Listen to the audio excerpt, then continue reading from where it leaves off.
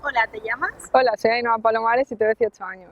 ¿Y qué estudias, Ainhoa? Yo ahora estoy estudiando un ciclo superior de informática, en este caso ASI, Administración de Sistemas Informáticos y Redes.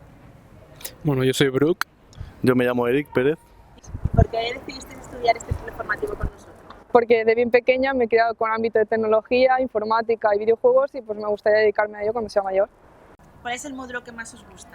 Por ejemplo, a mí la asignatura que más me gusta es ISO, es implantación de sistemas operativos, porque realmente es algo que me gusta y generas todo lo que viene siendo la virtualización de sistemas y es lo que me gusta o lo que me gustaría trabajar en algún momento.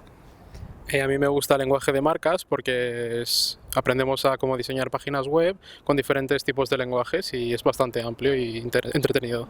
¿Y de lo que estás estudiando, qué es lo que más te gusta? Pues la asignatura que más me gusta es Redes, ya que vengo de grado medio, tengo un poco más de conocimientos y a través de esa asignatura supe que quería dedicarme a esto.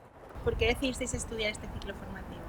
Por mi parte, decidí estudiar este ciclo formativo porque se asemeja a lo que quiero trabajar en el futuro y aparte me gusta.